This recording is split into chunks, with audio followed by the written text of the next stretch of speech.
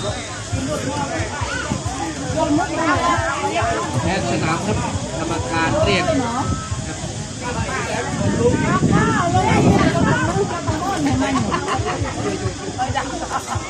ไม่ต้องใช้เราอยากเล่นต่อได้ก็ดูดีๆนะครับให้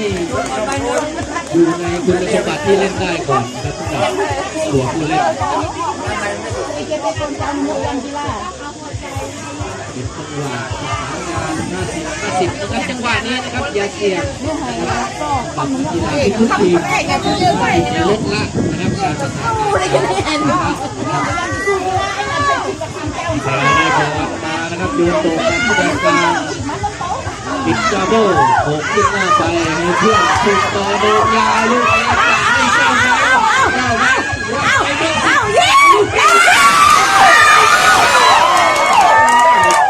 ผู้ประตูของท่าแก้วถูกเดินมาติดกดสั่งไปที่เจ้าโตว่าให้เจ้าโตให้ดู